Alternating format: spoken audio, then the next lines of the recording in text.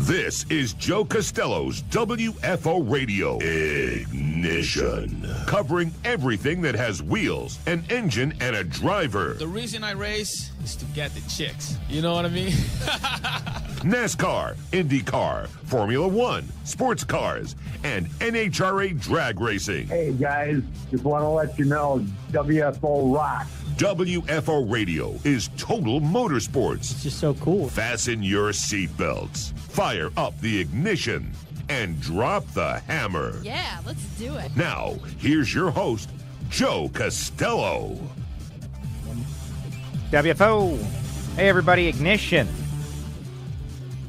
Started up, ready to go. Kicking the tires and lighting the fires. If you're new to the podcast, welcome. Thank you so much for checking out the show. We appreciate you. We appreciate all of our listeners, and we want to grow it. We need more listeners, all of you folks, and like and share and all that stuff on Facebook, Twitter, Instagram, all those things. All right, we got an interesting show for you this week. In that, the Rolex 24 is in the books. We'll talk a little bit about that. Kind of ruined by the weather. Sorry, but it's just not the same when it's raining. Many hours of caution and red flag. In the end, though, Wayne Taylor Racing with Fernando Alonso was able to pick up the win. That was kind of cool. Talk about that, but I did enjoy some middle-of-the-night racing action. Could talk about that a little bit. Also, this past weekend in South Florida, it is sunny, but it is cold. It's bitterly cold here in South Florida, folks. I think it was 58 degrees today. It was people had jackets and girls had leather, and it was a thing. It was a thing, and I'm just saying that because I know there is like real deadly cold spreading across the country right now, and I don't want to make light of it. In fact, it's I saw the weather reports. I'm frightened by it, and I don't understand how people actually do that. So we'll kick that around. Super Bowl week here in the United States of America. Everybody is fired up about the Super Bowl one way or the other. People are going to talk about it. The commercial conversations are already happening. The dude is back in one of the commercials, which is cool. We'll get into all of that. NHRA Testing is this week, beginning out there at Wild Horse Pass Motorsports Park, beginning on January 30th, which is also a day that will live in infamy because it is the day of my birth when I emerged onto the earth.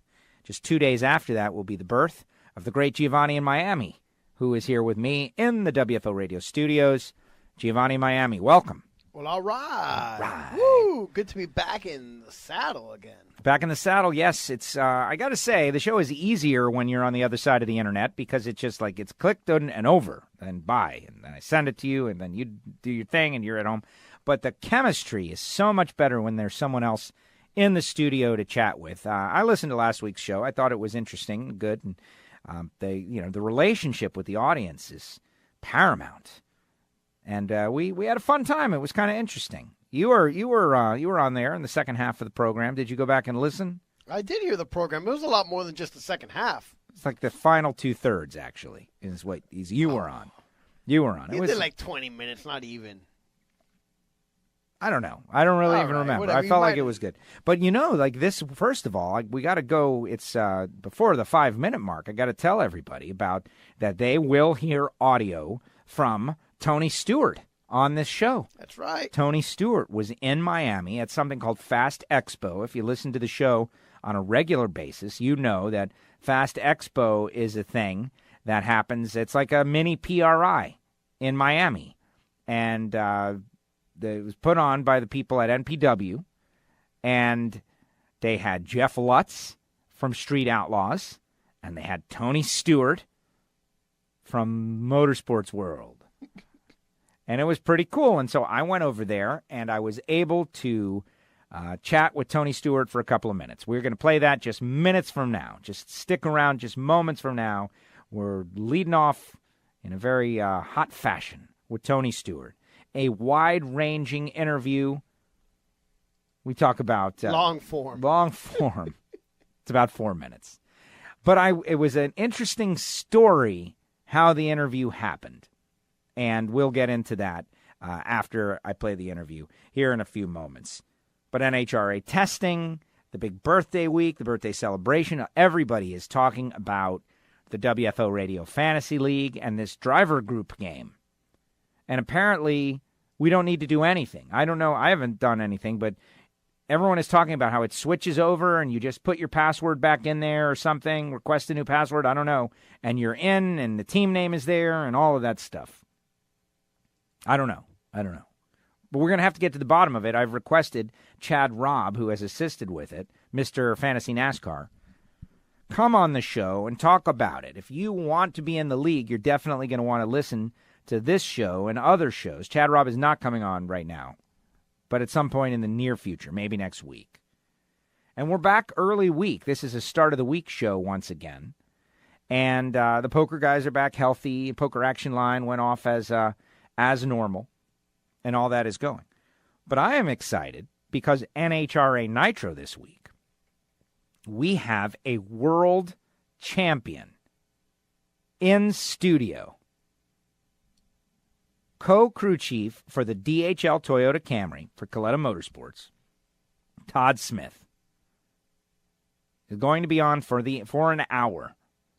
And the reason I know that is because it has already happened. We'll play it tomorrow. He sat right there, or, after you hear this show, sat right there where you, Giovanni, in Miami, are currently sitting.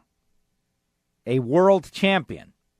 He immediately vaults to right behind the poker guy that won $500,000. Is like third. 1, James Carville. 2, the poker guy who won $500,000. And then Todd Smith, I think, most famous people who have been in the WFO radio studio. Who else? Yeah, we've actually had a few of those poker guys that won a couple of $100,000 along the way. But nobody knows. Nobody that's right. They're not really well known. Rich because they won. Well, they're not even rich because these guys are gamblers, man. It's not like if they.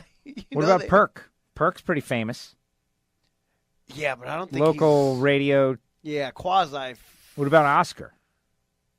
Director of Burn Notice and Narcos. He's AD, assistant director. Assistant director of Narcos. Yeah, but he's also not known. It's not like if he's Coppola or something. So I'm telling you, I think that we're going to have to put some more thought into this. But Todd Smith he's been here before. Yeah. But now he's a two-time world champion. Two-time world champion. And, of course, the crowning of our own Fantasy League champion for 2018. And if you take notice, oh, look at that. What I'm holding in my hand right here? No. No, the other hand. Well, not that either. But there's going to be something interesting that is going to reveal itself right now that Gio has got in the place. Oh, I can tell you right now. The placard. Yeah, with the last 3 years. What you're looking at is an old one. Oh, it's an old one. Wait a minute. Yeah. Oh, the new one's already up. This is an old one. Yes. Oh, and why is this one different? Is this like the font is different on this old one, too? Well, the font was replaced. Oh, okay. That's the one that you couldn't see all that well. Yeah, Lou Scalia's trophy. Okay, so what is going on that I'm supposed to notice that I'm not noticing? Well, not that you're not noticing. Okay. You found what has happened. There's a whole thing going on here, audience. Okay, obviously we make a big deal about that. You're not going to notice anything. But you can't possibly notice anything other than the last 3 years of WFO Radio Fantasy League champions. Names have been applied to the trophy. They sure have. But what you can't possibly know, and what will be heard on NHRA Nitro later on in the week, is the application of the placard. Oh, there was a celebration? Or I felt it to be only fitting that one champion apply the placard for other champions. That trophy was Todd Smith. I asked him, I was like, would you do us the honor of applying the placard to the trophy? And he said, yeah, and he did it. And we did it on the air, and I captured it on video. And so now the legend of the trophy has advanced. Not only is it a trophy that's made up of nitro parts from DSR and Penske parts and parts right out of Jeff Gordon's cars, not only is that true, not only is it the most challenging fantasy league on the planet, but the 2016, 2017, 2018 championship placard with who's on there? Lowe's Gincones, Smother and Covered, and Go Fast Turn Left. Correct. That's not in the correct order, but it's Smothered and Covered, Go Fast Turn Left, and Lowe's Gincones. We're going to do it absolutely correctly. That placard was placed on the trophy by a 2-time NHRA Mellow Yellow World Champion crew chief. Oh, that's pretty interesting. Isn't that kind of interesting? Isn't that it? I orchestrated that. Daryl Gwynn called in. It was a good time. You're going to love the show, NHRA Nitro. All right, let's keep on going in that there's a lot. This is where I would normally tell you about all the sponsors of our show, the people who make it possible, like Frank Hawley's Drag Racing School and the Dragster Adventure. I've already got confirmation that Frank is going to be joining us prior to the 50th Amalie Motor Oil NHRA Gator Nationals. It's going to be coming on. Marvin Rodak, RodaksCoffeeandGrills.com. Samtech.edu. Everybody is buzzing, and this is something I can't wait to talk with Alan Reinhardt about. The Samtech cars are flying like 780s at 175, whereas last year we had the first 7-second car happen. They've switched superchargers in the offseason, and now they are 7-second cars. And it's mega. It's going to be awesome. And everybody is super excited about it. Everybody is super excited because now you've got a bunch of 7-second cars. These cars were already unbelievable. We'll get into that on NHRA Nitro. But they tested last week. The NHRA test is this week. We're getting everybody all loaded up into the Fantasy League so that they can go out there and compete to be on the trophy. It's all happening thanks to folks like Samtech.edu and Motorsportsguys.com. Audible.com. Audible.com/WFO Nitro. Start your 30-day free trial. Cat Spot and Magic Dry. Hussy. HussyPerformance.net. Did you say Rodax already? Said Rodax already. Hankstafers. Metalworking Lubricants. Be better off in the shop. All of these things. All of these are the people that help out WFO Radio, and we greatly appreciate them. Big sponsors of the NHRA Nitro Show, and we give them additional... Samtech. Of course, Samtech. Additional love. You know who else is going to be on NHRA Nitro, since I'm just doing the first segment is total preview, is Bobby Bennett, because they're going to be streaming the test. They're going to be streaming the test. And so why would I not want to talk to Bobby Bennett? But it's basically going to be Todd Smith for the hour, right? Isn't that how Larry King used to do it? Uh-huh. Todd Smith for the hour on Larry King Live. Sheboygan, hello. There you go. So, Rolex 24, 3 a.m., I wake up, and I'm waking up in the middle of the night, in fact. I'm having a weird sleep cycle the past month. I think it's because I need a mattress, and I've been mattress shopping. Mattress shopping is the worst. I've been doing a lot of shopping lately. Tire shopping for rear tires on my car. That was a hellish nightmare. I made a decision, and, I'm not exactly happy with the decision, but whatever. On the tires? Yeah. I made a mistake. Oh. Yeah, whatever. Oh, vey. Listen, just like the mattress, right? And how do you think I feel about the mattress, man? I haven't bought a mattress. They say you're supposed to get a mattress every 10 years. I think it's even less than that. Every 8 years. They've got a public service announcement that gets played every once in a while. Yeah, I wish I knew what the public service announcement said. That's BS, though. Come on, 8 years. Are people really doing that? Do you know how much mattresses are? They're expensive, man. They're trying to kill you. I went to Macy's. Folks out there around the country, Macy's is a store where they have... I think everyone knows about Macy's. Yeah, they know? Okay. So I went up to the furniture section of Macy's. And don't worry, I'll get back to Rolex 24 about this. Because I woke up at 3 o'clock in the middle of the night and I thought, oh my gosh, I better put on the Rolex. And I did enjoy a little bit of racing. And I watched the first 5 hours. And the NBC broadcast I thought was good. And Dale Jr. and all that, Rutledge, they made a huge deal of it. And I thought it was great. And what we need out of our NHRA drag racing broadcast is the same thing. You need to just, show every angle of the sport. And that's what I think they're going to end up trying to do here in the future. Hear that? Yeah, I do. That's new. Yeah, that's what happens when you rewire. Wasn't it you and Picari were rewiring? No, we never got to the rewire. Oh, no, I sent Picari out of here. I thought I did what I did. It's so funny. We're doing random stories. Okay. And? Yeah, no, I hear you. You got this buzzing going on over there. No, there's a new buzz. I just thought it was you, that you were buzzing with excitement. I am. Oh, but look, there you go. I don't hear it now. Get out of here. I hear it. Well, it wasn't as loud as it was just a second ago. Whatever. We're going to have to just fight through it. This is worse than it's been at all. Go wiggle that cable that you wiggled before. Wiggle it. Wiggle it. Just a little bit. Let it move. I want to hear you. No, that made it worse. Hold on. There you go. Now the buzzing's gone. I mean, we got it going on now. Problem solved. Look at that. Yep. We're geniuses. Yeah, well, this is what I did with. Yeah, you're a little bit hot there. No, that's all This right. is what I did with Todd Smith. By the way, it looks like they're saying that average high-end mattresses last 7 to 10 years. Okay, do you know how much a mattress is? I lay down on, went to the Macy's after I left your house and on Sunday, and I went to the Macy's, and I was like, okay, let me see. I want to see every mattress. I told the guy, his name was Guy. It's like, hey, man, I'm here to browse, all right? I'm browsers. We're browsing. Yeah, I don't know what the heck I'm doing with this mattress thing. Last time I did mattress, I did dial mattress. I got to tell you, just salespeople, the last thing they want you to tell them as soon as you walk in is, I'm not here to buy anything. I'm just here to, like, It was well, but you know what, though? He was great. It was like 7 p.m. on a Sunday night. There was not another soul in the store, and he took me from place to place to place. And I lay down on a Stearns and Foster. It was $8,000. $8,000. And I was like, all right, like, what is this going to feel like, right? And I all right, okay, all right.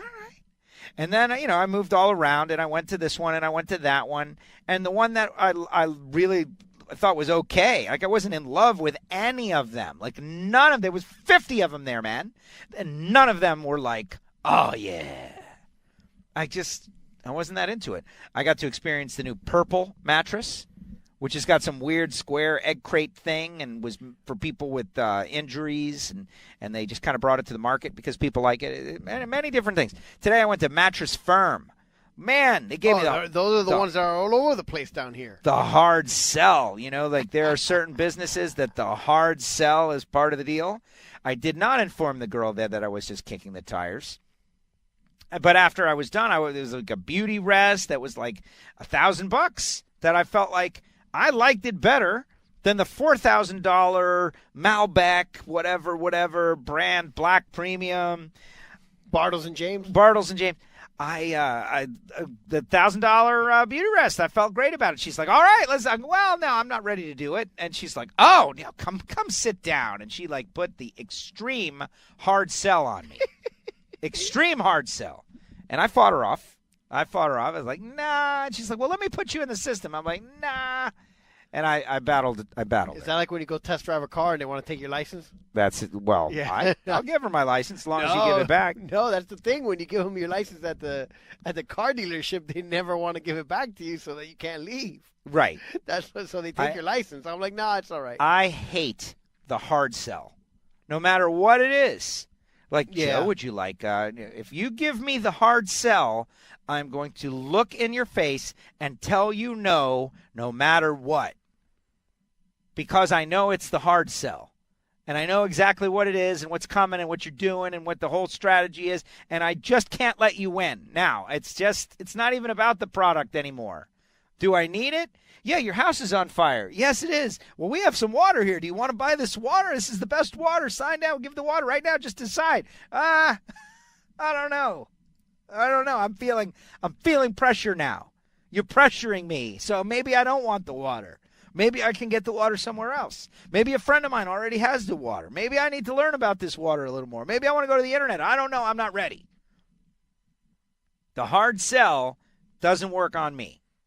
I just can't say. But the girl, she was actually really cute. And I don't know. Now, the tires is a different story. The tire's totally different. But that is, why am I talking about any of this? Is to get back to the whole waking up 4 a.m. and just up. What's wrong with me? Not getting restful sleep. I'm all over the place. And I have no idea why. Anxiety, I guess. I have no idea why.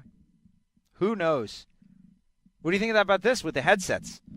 Like, I don't normally do the headset mic No, thing. yeah, I can tell you're not accustomed to it because you see you're moving this cord here, the one that I... This one? Yeah, you see, and so I hear it when you touch it. No.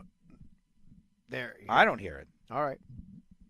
Did you hear Well, that? I kind of wrap it around this way so that I don't move it when I move my big noggin. I got to tell you that these mics are very expensive. Well, they're very sensitive, too. And they pick up everything. But how do the guys on Monday Night Football? I don't know. I've seen some of them put it like over here up against their cheek. That I don't know if sounds that makes terrible. a difference or what. No, it but sounds awful. I agree. I have no clue. These are the exact microphones. Yes, absolutely. I mean, yeah, no, they absolutely are. Sennheiser, it's a model number. Yeah, no, we've I seen don't that. even- This was the latest one that they had been using when we bought them, and so that's why if you look at, I want to say 80 to 90% of the guys are using these. Yeah. And I don't know. I'm not. And you move around, and I guess I feel sorry, folks. We're doing the sound check here, but we had an equipment failure right in the middle of the show, and we did what we had to do to navigate around it. And now that we have done that, allow me to get back to the results, to the Rolex 24. Cadillac 1-2, the DPI.VR. And it was Fernando Alonso. It was Jordan Taylor.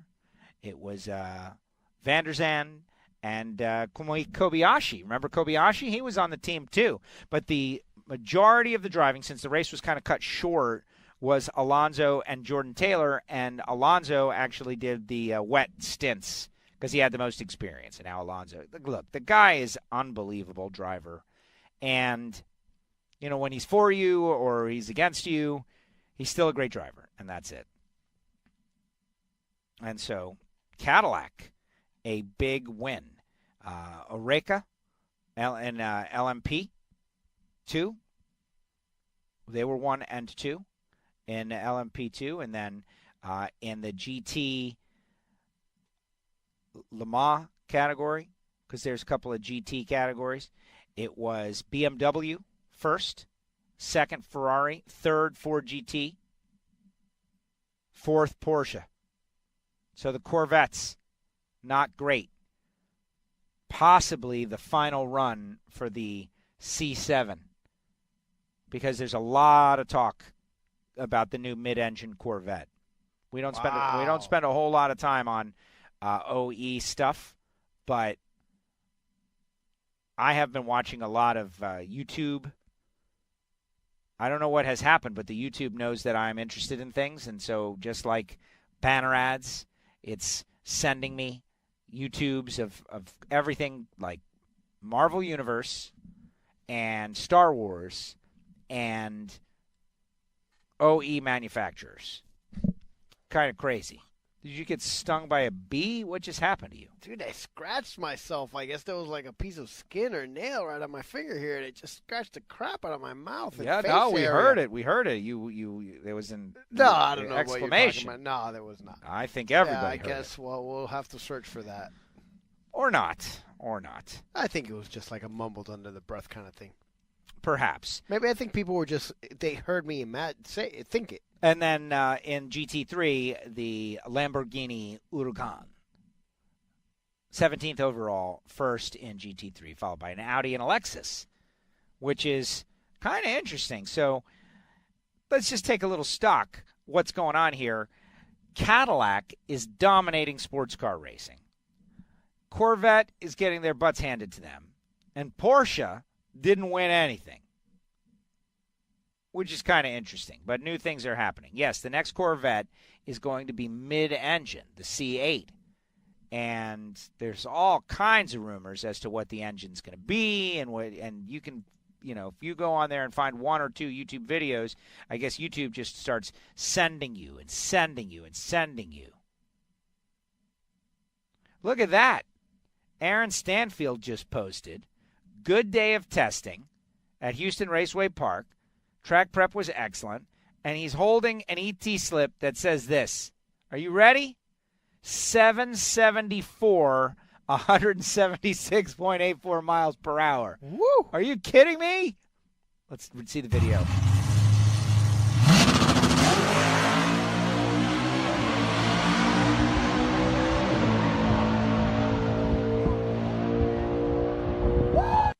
774.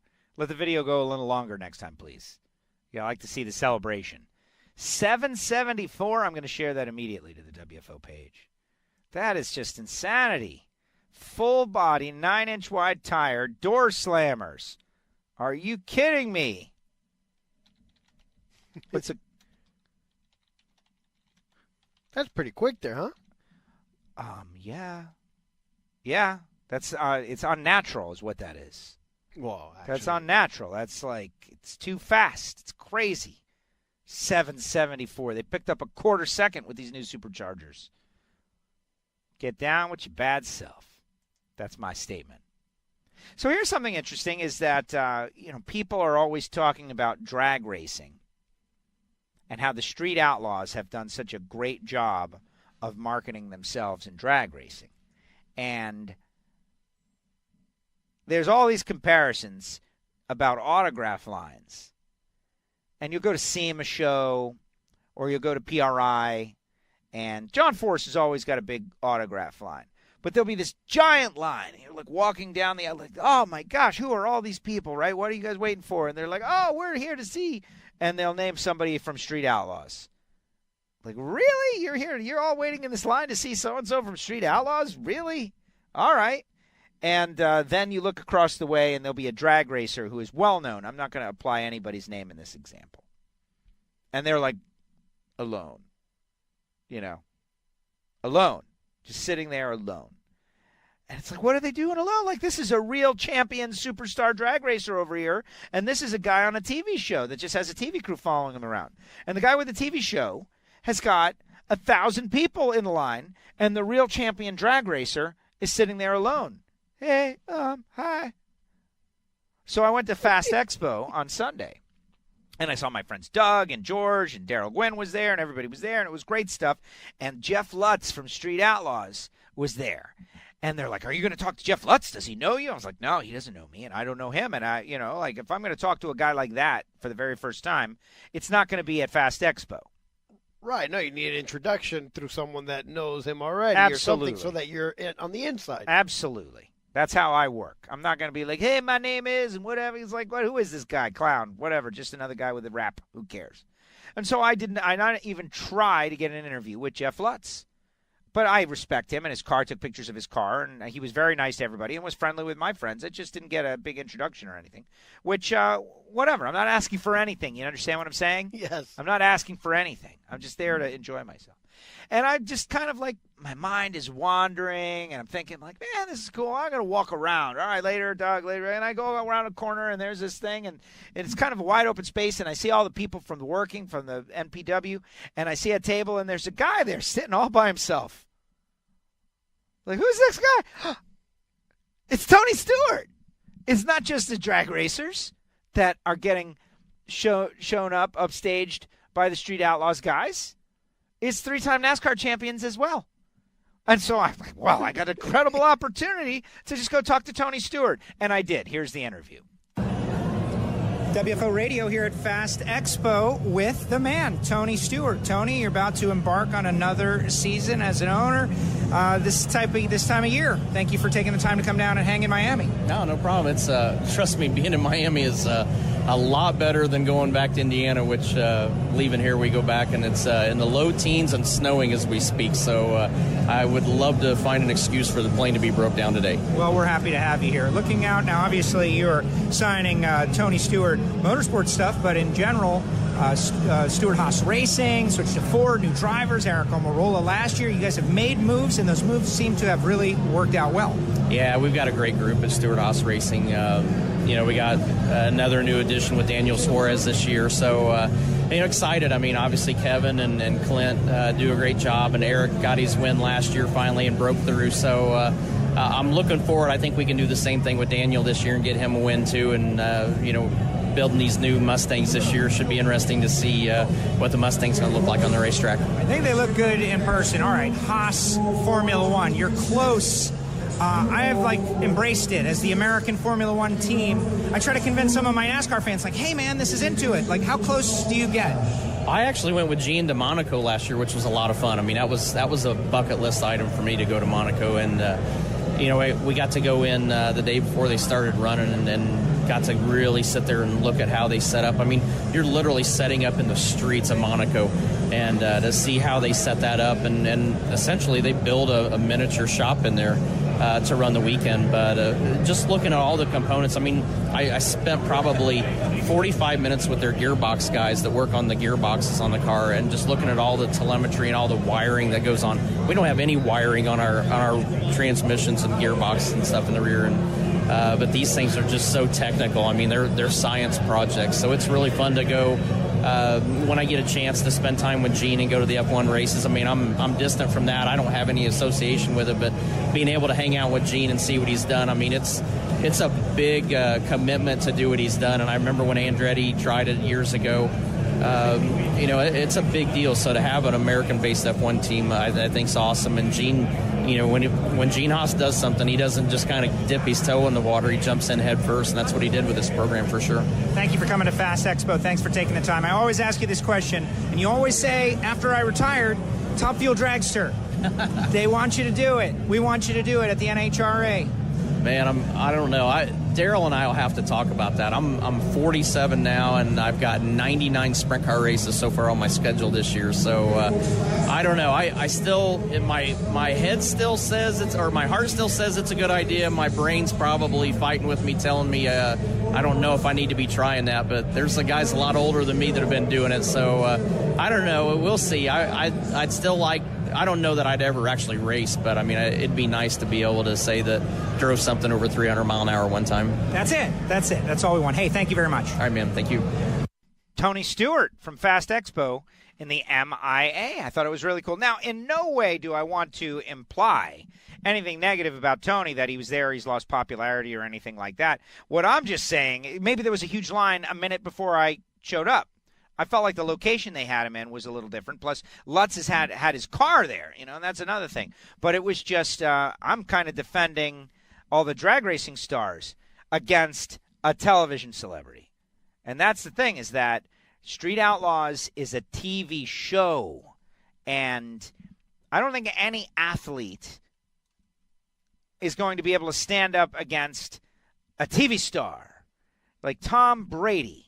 We could have Tom Brady at an autograph signing, and then you have, name a big TV star right now, like McDreamy or, Michael J. Fox. Like, I can't think of anybody current, man. Come on, help me. Somebody current that's on television, man. Somebody.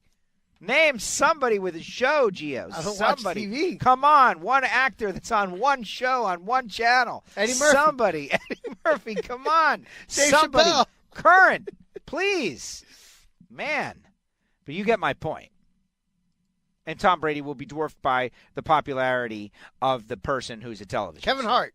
Kevin Hart, he's a stand-up comedian. He's not, well, I don't know. he's more of an actor and a stand-up. I mean, a TV actor. Well, they talked about him on the poker show, to be fair, and that's why I had really? Kevin Hart on. Yeah.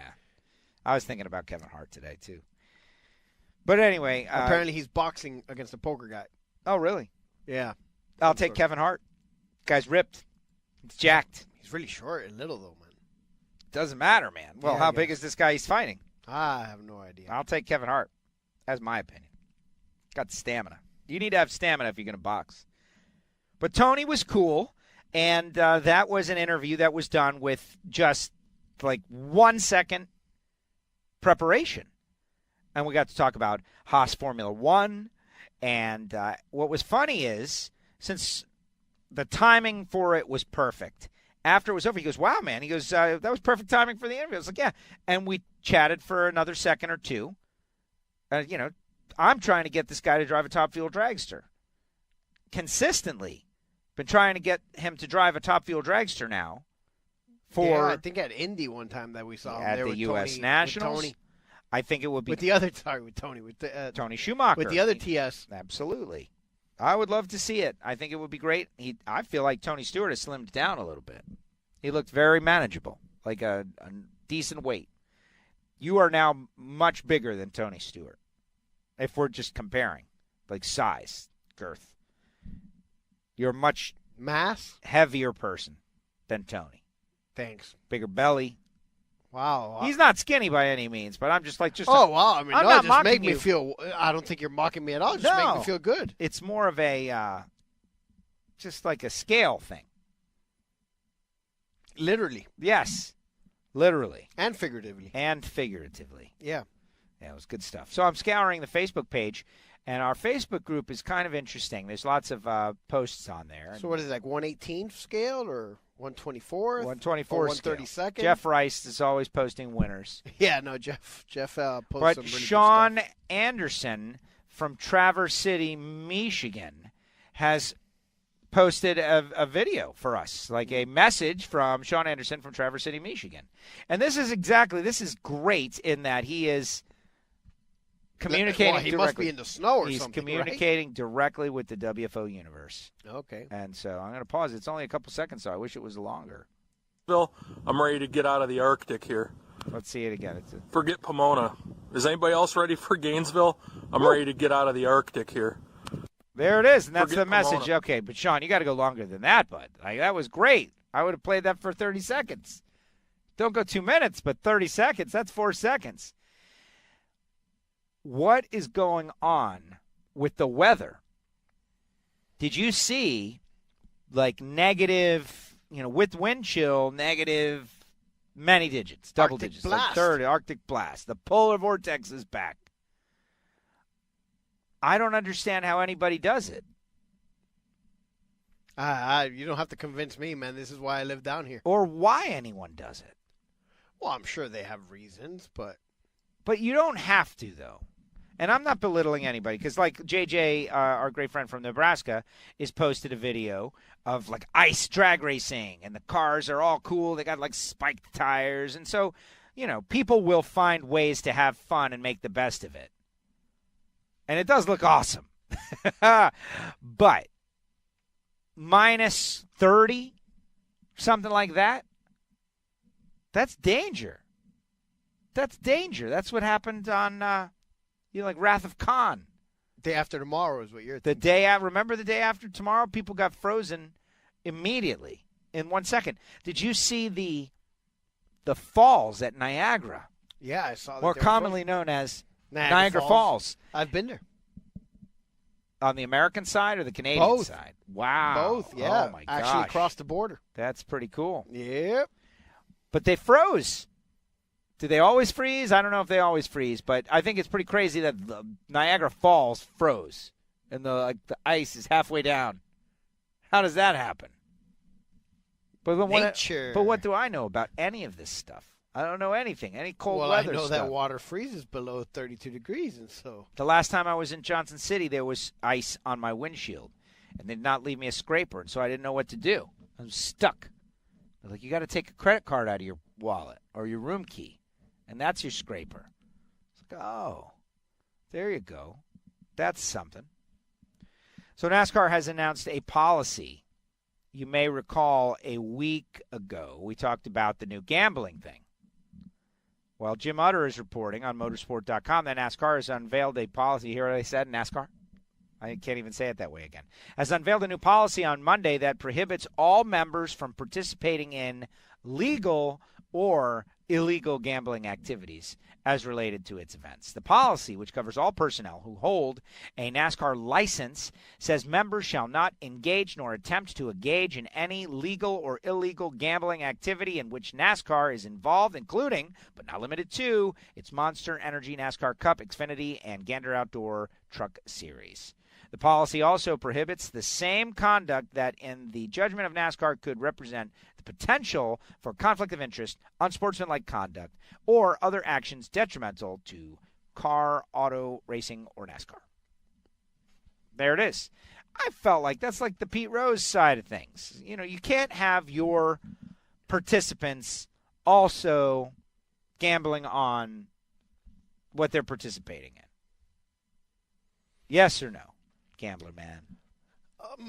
This policy also prohibits members from engaging in any legal or illegal gambling activity related to off-track actions such as team driver signings, race locations, etc.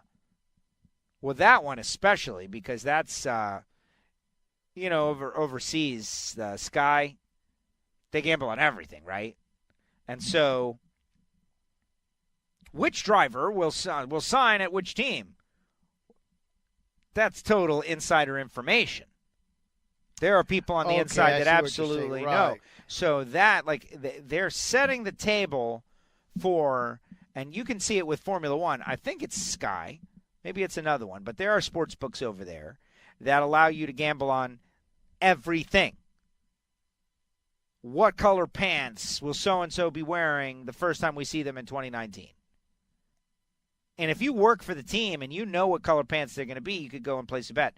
So NASCAR is getting way ahead of whatever this gambling announcement is going to be, protecting the sport's integrity. The U.S. Supreme Court,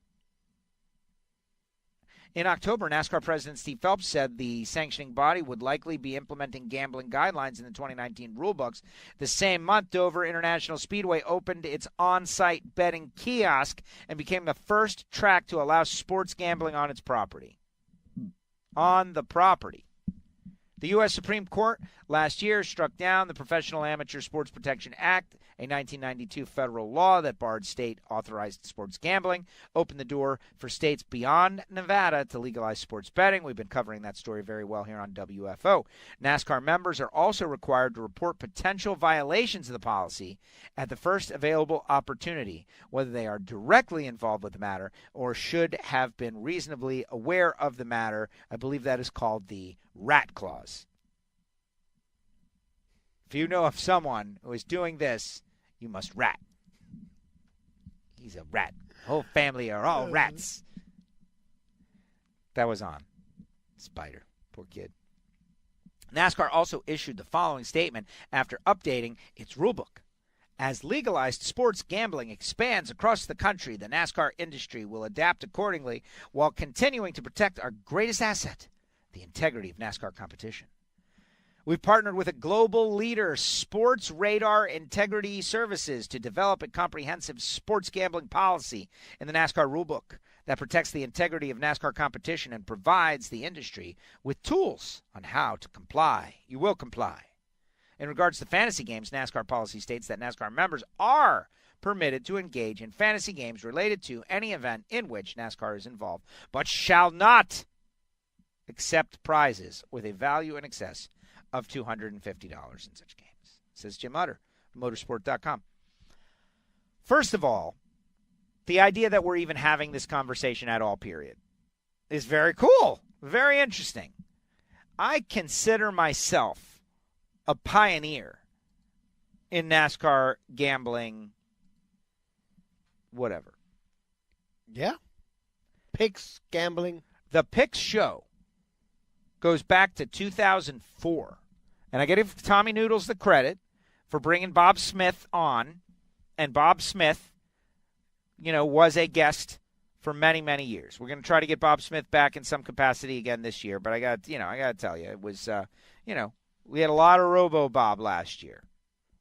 And maybe that's it now. Maybe the Picks show is done now that it's normalized. Maybe now that everybody's doing it and might actually be interested in that segment, we should cancel it. That's the kind of guys we are. Yes. This place is, nobody goes there anymore. It's too crowded. That's it. We're over it. We did the gambling when no one else was doing the gambling. Now that you can all do the gambling, forget it. We're not into it. Although that does sound like a bad strategy now that I say it out loud. No. It seems bad. But think about it. 2004, Giovanni. It is now 2019. Woo! In that 15-year span, we have been giving the odds of every race and making picks for all these races. And now the public in many states, not all, will actually have the opportunity to go and place a wager. That's pretty cool. Or maybe people will hate it. The thing about NASCAR is it's very hard to win. Well, there's a lot. It's not just one or the other like in most other sports. It's 40 different people. Yeah, it's just really hard. I guess 40 guys don't actually have a chance to win. But, yes, the whole point is that it's not just picking A team versus B team. The top three. This past weekend we had something called the Pegasus down here at the stream. and it was raining. Gulfstream Park is the name of our local pari-mutuel spot. And it was broadcast around the country. It was on NBC. And pouring down rain, which kind of ruined it. Snoop Dogg played. I missed that part. I missed it. I don't think they broadcast Snoop Dogg. Oh. It was for people who actually attended. But the gambling can be fun. It's just very hard to win, especially in stock car racing. We have had an unbelievable run over the years. It's actually very difficult to win in all gambling. That's why it's gambling. If it was easy, they wouldn't build these billion-dollar casinos out there in the middle of the desert. That's really it, and they are. And we're about to have our own billion-dollar. I mean, I don't know how much the guitar costs, but I don't know when the last time you were over there. But it's looking pretty mega. Well, I haven't been over there in forever, but I could see it when I drive anywhere near there. But, I mean, they got the glass up now. I was just by there the other day. Like, it's changed a lot since if the last time you were there was the time I was with you. It has changed a lot. When I went to get the tires, which I don't know, I feel like the sidewalls are a little flexible. I can feel it moving around a little back there. I just have to get used to it, I suppose. Oh, because you only got 2? I only got 2. Oh. Number 1, big mistake. Well, I got 30, I don't know if it's a huge mistake. 30% life on the front still. I'm just going to throw them away. No, I'm with you. I did. I was noticing them, and they do visibly look a little bit different. They're exactly the same size? Exactly the same size. Because they do visibly look different. They don't have that same kind of like super square kind of look. These look a little more roundish, where the other ones it looked like if the tire was wider and square, like just more area on the actual ground. Apparently the area on the ground is the same, but it does look different. It just visually looks different. It visually looks different. And you know what else? Okay, first of all, they're made in America. Hey, that's all that. Right? Cooper Tires Company. Coop. Right. Hercules Tires. Rated AAA, all this. Great deal. But the next time I buy tires, I will, I don't know. Do more research? No, there's no way I could have done more research. There's no way I could have done more research. I did a whole bunch of research. I made the decision for a couple of different factors, like made in America was number 1 on my list. Right. But number 2 on my list was affordability. And number 3 on my list, there's a whole bunch of things. Oh, well. You know what? In the end, we're going to wear them out anyway. That's it. In about, 12 to 24 months, you'll be looking for new ones. No, they don't last that long? No, they last way longer. Because, okay. Remember, I only put 2,000 miles on that car a year. So those tires will be with me till then you got to drive it more, man. Just get rid of them. Do burnouts, baby. You're going to get a line lock installed. That'll be that. There you go. Burn them up. That'll be that. All right, so what we normally would do is prop bets for the Super Bowl. But because we're doing the show kind of Monday, it's really early. Well, not only that, but we weren't even sure we were doing the show today. That's another thing because of the influenza that was running around here. Poker guys were sick. Well, let's not blame both of them. It was only one of them. Big Dave Lemon was sick. He lost 9 pounds. Oh, it was very obvious. I thought it was obvious. Really? He's got a big belly, but the rest of him was like kind of peaked. I got to tell you, I couldn't have told you. He said he lost 9 pounds. Yeah, I couldn't tell. The sickness diet. What was it? Weren't we just talking about that yesterday? I wasn't. I mentioned getting sick is actually good for your diet. It's a great way to lose weight. I told you that I need a good little sickness that'll put me down for a few weeks, just won't kill me. The problem is you put it right back on immediately. It comes right back. Nah, I think if I got a good sickness, I would find a way to maintain.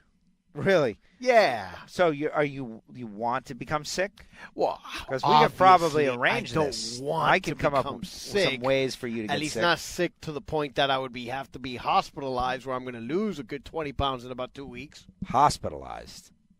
Well, that's the last time I really lost weight drastically was when I was hospitalized.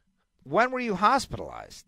Oh, this was way BJ before Joe. Yeah, like 100 years ago. I had an appendectomy like right after I graduated high school. So I want to say like 1991, 92, around there. Oh, frail. Yeah, no, that's the only time I've ever had any kind of medical issue. That's a scary Other one, than though. that, The appendix. yeah, it was kind of freaky deaky. It explodes. Well, luckily mine did not explode, or else I might not be here. Because I believe once it explodes, it's like a urgency to purchase kind of thing that they gotta go in there and fix you up, or else you're gonna die. The poisons they spill out all over your body and you die. Yeah, no joke, man. The appendix. But anyway, yeah. So I had that, but like again, I said it was like 1990. I want to say it was the summer of '91 or summer of '92. Oh, that long ago? Yeah, 30 years. Well, it hasn't been 30 years, almost. Yeah, 28 years or so. About to be 30 years. Wow, that's pretty insane. But that was the only health scare I've ever really had that I can recall. I mean, I broke a foot one time that I had it run over by something, but I didn't even bother. By the time I actually went to the hospital, it was like 2 or 3 weeks later, and they had already started calcifying, I believe is what the doctor said. And oh, my so they didn't even put a cast on it or anything. It was a hairline fracture in the toe, to be fair. Is that why you walk with a limp to this day? No. There's another reason why I walk with a limp. Oh. And what is that? The knee issues. Oh, okay. No. Okay. So I'm looking up prop bets for the Super Bowl. Well, like always, I'm sure there's going to be a whole bunch of, CBS is calling the game, so I'm sure there's going to be a couple of over-under on how many calls Tony predicts, how many calls he predicts right.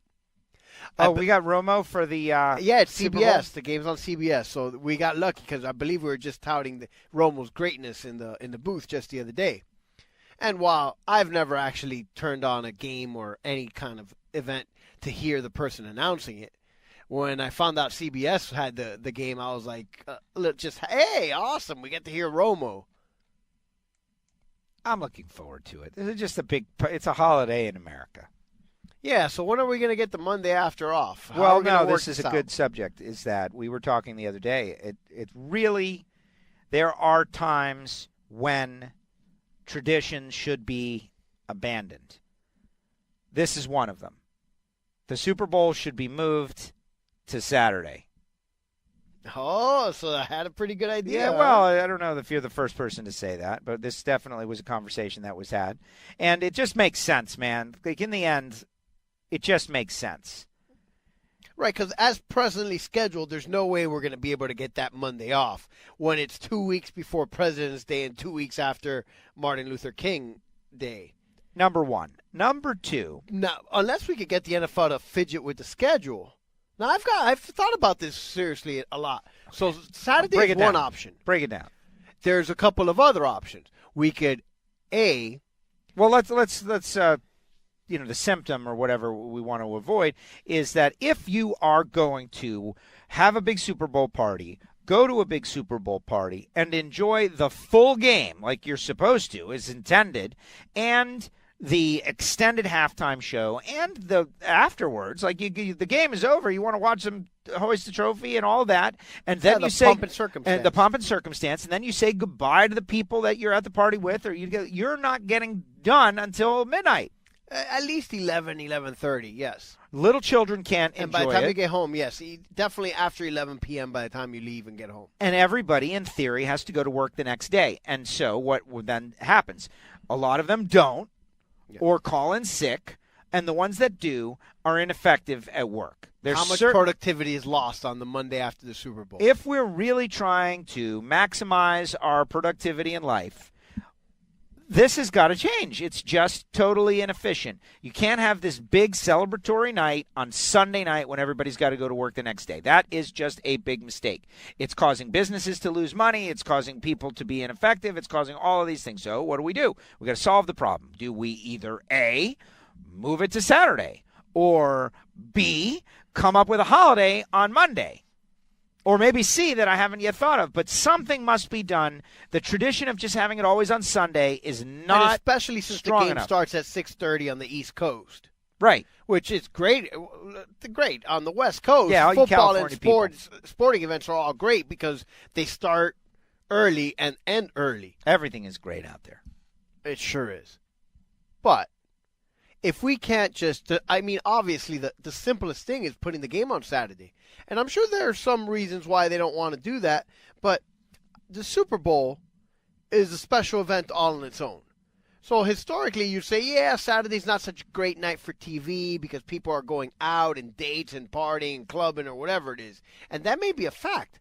But the Super Bowl itself is a party all in itself. I mean, by the fact that over 100 million people tune in to watch this one event where we can't get 100 million people to agree on anything. Nothing. No, nothing. And so since the Super Bowl just brings casual viewers and casual people that aren't even sports fans just because it's such an event, I say, let's do it on Saturday. Let people have parties on Saturday. Let them, congregate, and it'll be a great thing, right? Let it go late night.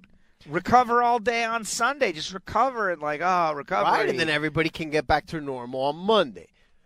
But if we can't get by that, then there's a couple of other, kind of ideas. One, we can start the season 2 weeks earlier or 1 week earlier and get rid of the bye between the championship game and the Super Bowl. Well, they did that once. They had only 1 week. They didn't always have that bye, remember? And so they went on and off for a while.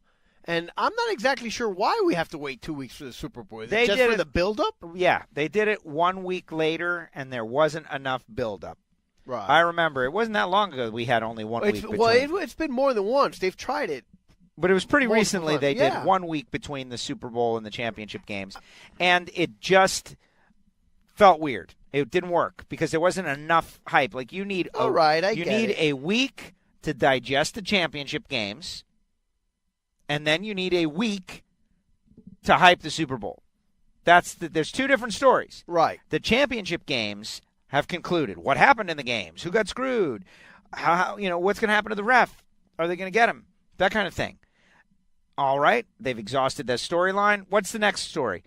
Rams versus Patriots, and that's what we're about to go through now. And it's right. No, and the team actually just flew down to Atlanta yesterday, I believe, or over the weekend. A lot of people, the conspiracy theory on that one is that the whole government shutdown thing that was resolved. Right. A lot of people are saying that the under the surface reason that they resolved the corporate pressure, the Super Bowl. I buy that. The getting in and out and of the travel. Atlanta, the country's biggest airport or busiest airport to begin with. Yes. I can see that. Private jets, corporate people, everyone going in, the money that was spent on it, like everything associated with the Super Bowl. I know, like LaGuardia and a lot of people didn't have air traffic controllers, and there were people stuck on the tarmac, but that they wanted to get this off the deck because the Super Bowl was coming, and it was going to be a huge. Well, I would calamity. imagine that if people had uncertainty about getting in and out of Atlanta over this weekend and on Monday and so forth, it would have been a very big issue. Now, I'm not saying that I think it's true or not true or anything. But I'm just I can saying see that how that was discussed.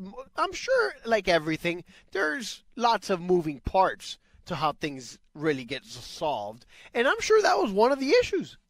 Well, by the way, rightfully so.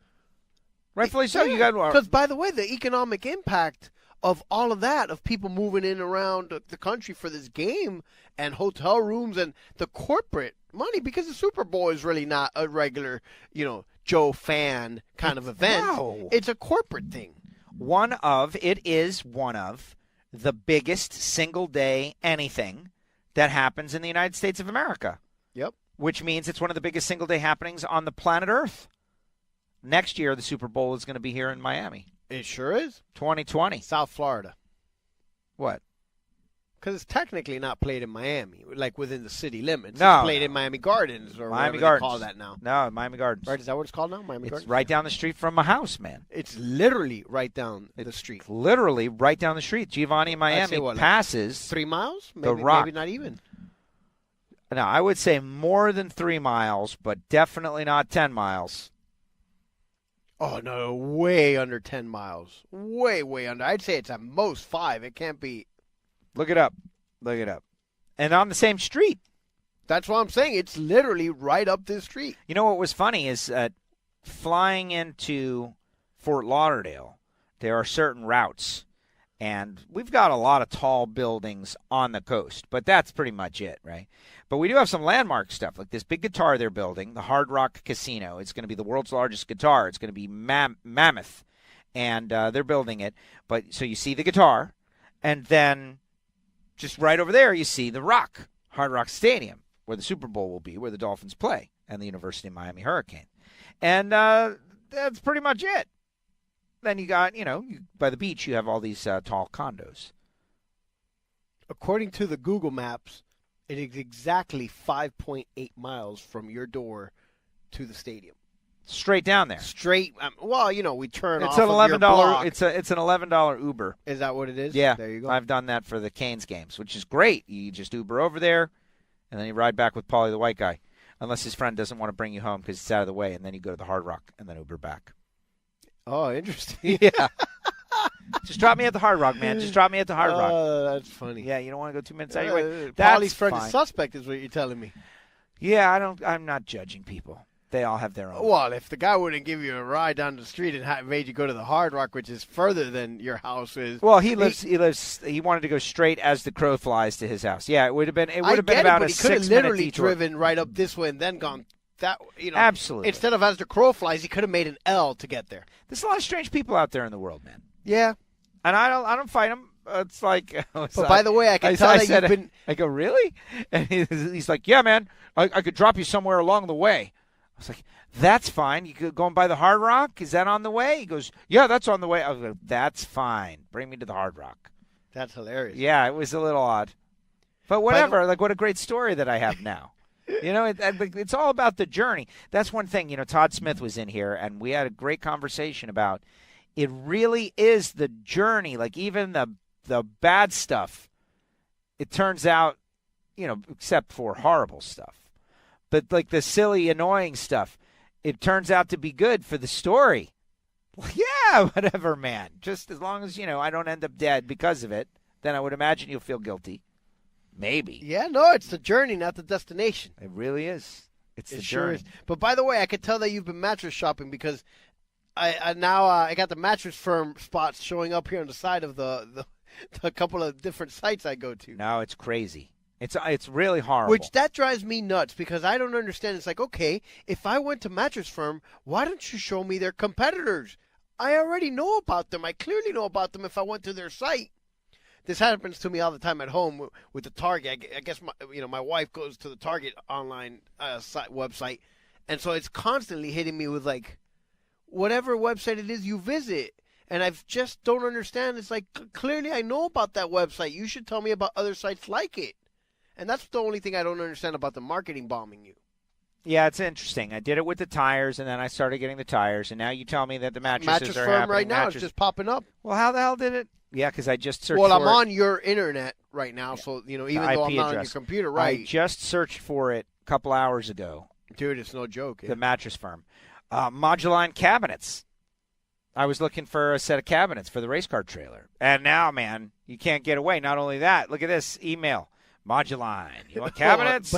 Somebody said you want cabinets. No, they're telling us you want cabinets. Do you want cabinets? Cabinets. Do you need cabinets? We got cabinets. No, man. Enough. Leave me alone. It's a hard sell. There's too much Another hard selling. It's another hard sell. And you know how I am with the hard sell. Even if it's something I need. I'm not ready yet. I'm not ready. You don't have urgency to purchase, man. I don't have urgency, period. Let alone to purchase. Even here, see mattress reviews before you buy. Yeah. Click for reviews. So, I feel so nervous about making a decision for a mattress. Dude, just do it. No, man. What if it sucks? I sleep in a lot of hotels. So what do you plan on? So I want my home experience. Oh, like to be like the W? To be better than the hotel experience. Whatever, whenever? Well, I looked at that. There's the heavenly bed that they have at the Westin. They're getting you there with their marketing. It's probably like $3,500 for the heavenly bed. $1,700. Wow, it's actually not very surprising that it's half of what I expected, but it's probably a $900 bed. Or $1,200. You're getting the extra heavenly tax. There's definitely a heavenly tax. There's no doubt about it. I'll give you a little insight, and I wish that this person still owned this company. But many moons ago, a friend of Mrs. Gio, his family owned a mattress company. Okay. Right down here locally in South Florida, just south of where I used to have my warehouse. A South Florida mattress company? Yeah. Like Restonic, it was called. Okay. They're like big. They used to manufacture the mattresses right there, like actually literally make them in the warehouse. And so anytime I ever needed a bed, I would go there. This lady at Mattress Firm tried to tell me that the expensive one that was $4,000, right? She says that's something like it takes them 3 months to make each mattress. It's like, get out of here. You can build something. No, in 3 I've had months. the tour and everything and so forth. And I bought the most expensive mattress that he made that they sold there to like the manufacturers he was the manufacturer for the warehouse price, right? Extreme discount, which they sold for, let's just say, close to $3,000, right? And he gave it to me at the front price, cost. Okay. And let's just say I paid less than $1,000. Okay. No, it was always you had to show up with cash money there and so forth. It's not like when you're buying direct from the from the factory. It's not like I remember that one. They technically aren't. They technically don't sell one mattress. They sell to people that sell mattresses. It's so confusing because there's all these different ones, and they all have their different names. And and that's all. Most of that stuff's a farce. It's just like kind of almost like cars, just like a different wrapper on the outside, just a different label, but it's all the same. Well, apparently Sealy and Beauty Rest are the same company. It's like Chevy and Pontiac. Very much almost like a Chevy and GMC kind of stuff, too. Yeah. And a lot of these companies are the same thing. They just make the same bed and brand it a couple of different things with, a couple of different accessories. And Beauty Rest makes one for Macy's, and Beauty Rest makes one for Sears, and Beauty Rest private label, and all that. And, right. And so I got to get to the bottom of this, man. I'm having a problem. And then there's basically the actual cost of the mattress is about a third to 25% of whatever it is that they have it, that they're selling it for. So if it's a $4,000 mattress, it probably costs $1,000, and you shouldn't pay more than you should get 50% off of what you should be able to get 50% off MSRP of whatever they're 50%. He says that's a good deal, not. So the girl, where the person that's selling it to you is making double their money.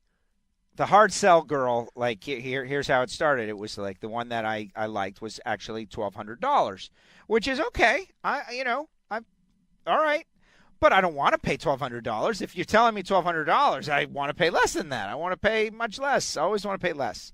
And so as soon as I was like, nah, she's like, oh look, there's a flash sale going on.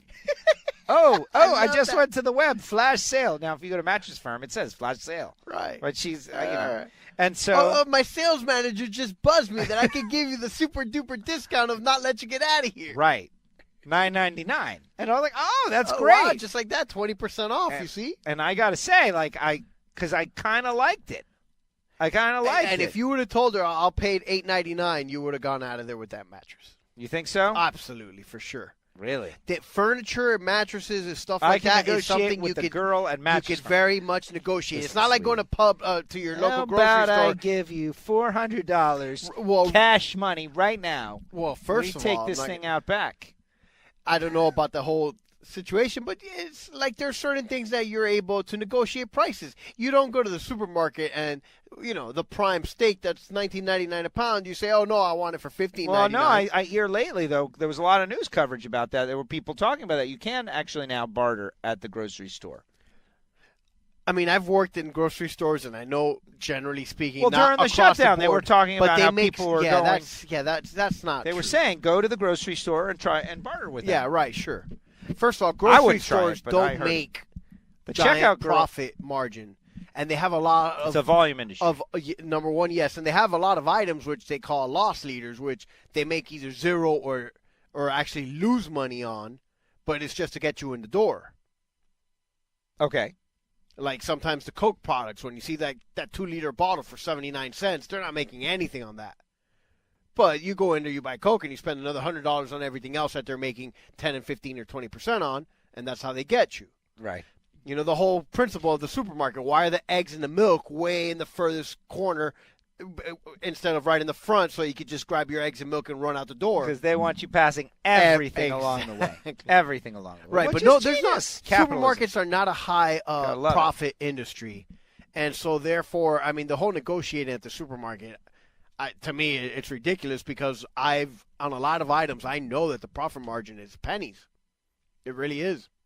It's just a matter of turning it quickly. I know you want $1 for this lotto ticket. Right. How about I give you 70 cents? 72 cents. But furniture is one of the items that you can. That you very much should negotiate and go down. Go ask for 50% easily because they could do it. Wow. Interesting. But I don't want to make the wrong decision, and that's the big thing. It's like, oh, man, dude, I want to have a good... you just got to take the plunge. Well, back to the tires. I just learned a lesson on the tires, and I don't want to say I cheaped out. But I think you're telling me you kind of did. I kind of did. I kind of thought, I don't want to spend a ton of money on these tires, and budget was too big a portion of the calculus.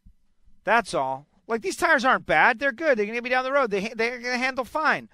But I don't love the way they look. They have a little bit of a look that you noticed. They don't look as sporty as the other ones did. They definitely don't look right as sporty at all, and it was a little too late. And I wasn't the calculator. I would call it a bad decision. I should have spent a little more on the tire. Now I got out of there for a great deal, man. I got a screaming deal, and I'm happy about that. You cheaped out. I did. I you cheaped out. I can see it in your eyes. I did. I've known you way too long already. But wait, it's okay for that. See, this is why I have to be in studio. I'll do some burnouts. I'll have some fun with them. I'll burn them off. I won't make the mistake again. Because tires don't last for 15 freaking years. This mattress, maybe I shouldn't be thinking about cheaping out. Maybe I should spend a little more money. Maybe I should deliberately not go with a cheaper example, even if but what if here's one for you. How, on average, you sleep 6 hours a day? Yeah. Right? Oh, I or know that you lay down? Absolutely. So that's 25% of your day. I lie on my back in bed while I'm working 24 hours a day. That's what I do. There's no sleep. Just lie. So you never get out of the bed? Never, ever get out of the bed. Well, you're out of the bed right now, so it's no, patently false statement. I try to get 8 hours of sleep, man. So 8 hours is I a third try of a to get day. 8 hours. I really try to get 8 hours of sleep. I think the people who don't get 8 hours of sleep are not functioning to their maximum of their abilities. Whoa. How many hours of sleep do you get? Oh, man, I got to tell you, I can't remember the last time I got 8 hours. And there it is. Proof of concept. What are you talking about? I am a full-fledged functioning machine. You're not functioning to the maximum of your potential. Are you kidding me? I'm telling you. I am the picture of efficiency. You're not, though. You're not. Yeah, my PER is through the wall. Unhealthy. Through the roof. I think you need to get 8 hours. Like the scientists say, unless you've got it's not possible for me. A genetic thing. There are people who just don't need it. Which means I would, realistically, for me to get 8 hours, I would have to be in bed by, 10:30 at night? Yes. Yeah, that's not possible. Why not? Because it's already 11 and I'm still here. Oh, yeah. Well, no, just tomorrow sleep till 11. Right, you see? But see, I do that, though. But it's not going to work out when I have to get up at 6:30 and, to make breakfast and have my kid in school by 8 o'clock in the morning. These children, they're getting in the way of everything. Oh, you're telling me. They're You have in no the way of idea what everything. you're talking No, I about, don't. dude. You don't. But they do say, I the just smart saw this one thing after with all. the successful people. I was reading on the internet, successful They people. don't sleep. No, well, I've heard that successful people don't sleep. But those are the aliens that don't need it. They don't need it. Like regular successful people make sure they get as much sleep as they need to feel rested and perform, whatever that number is, right? Like I have found that I can perform very well on 7 hours, okay? Even 6 hours, I can perform at a very high level. 6 hours I can get. 5 hours, I'm tired. I need more than 5. 6 minimum. 7 better. 8 great. Anything above 8, it's like wasted unnecessary sleep. 10 hours, like, all right, I could have had 8 and I would have been fine. But whatever. So, like, this evening, you'll get to bed at 1 a.m. and I'll get to bed at 1 a.m. And you'll have to get up at 7 a.m., right? Yeah, 6:30 is. So you'll get 6 hours of sleep, right? I will sleep as long as I can and probably get up at, honestly, 8 o'clock. Because the sun is up, people are doing stuff. I can't sleep past 8. But I will try to get as much as possible so that tomorrow I can be max performance. I will try to do that. And that's what they say to do to be successful in the book. Like, don't always get up exactly the same time. Get as much sleep as you need is what they had said. And I thought, that's great. I love this because this is what I already do. We want the news that we already believe is true. Isn't that the truth? But back to the mattress. I'm against pillow top. And really what I'm worried about is the firmness. Like, I feel like it needs to be firm. You like it hard. I like to choose for the mattress. So I would suggest definitely don't buy those that come in the boxes. I'm not going to mention any of the names, but the ones that you see all over advertising online that are pretty inexpensive because they're just like as far as I've seen one, and now I've never slept on one. I've seen them, and they basically just come folded up inside that box, and it'll take a day or two for it to get completely open and not look like a little square box. Yeah. Well, what about, Tempur-Pedic? That is the standard for the foam mattress, the first one that I ever even heard of in my life. Yes, that one. Tempur-Pedic mattress. I have been by the way, very pricey. Well, it's like a Swedish thing, right? Yeah, like IKEA? Yeah. That's their thing. Really They've got the Tempur-Pedic and they got IKEA and Johnny Lindbergh, and that's it. I have been on a Tempur-Pedic, and it's an interesting experience, but I don't like it, okay? I don't like the way I feel like stuck in there. I feel a little, claustrophobic. Like I can't move around. I need to move, man. I'm like a typewriter. I'm rolling left. I'm rolling right. I'm all over the place. I'm moving, okay? I also don't like pillow type for that deal. Is it that the patent protection on Tempur-Pedic has expired or something, and now there's 58,000 foam mattresses companies? Because there's this one, and there's that one, and there's this one, and there's that one. There's hundreds of different foam mattresses all of a sudden. And they're advertising 50,000 of them at me at all times. Get this mattress, get that mattress. You'll love this, you'll love that. It's the best. Everybody loves it. Everyone loves everything. It's all the best. And they're all foam mattresses. Now, the one that I tried was called the Purple mattress. And it's got these little squares, these rubber squares. And they said it was actually a medical thing for people with injuries who can't move around, and it supports you in a much different way. And I got on it, and I was like, wow, this is actually something. This is new technology. I feel super comfortable. I feel supported. I like it. And it's not a foam mattress. It's something totally different. This is the Purple mattress. There's coils, and then there's squares, these up and down like egg crate squares. But then I moved, and you can hear and feel the squares like popping under you. Pop, pop, pop, pop, pop.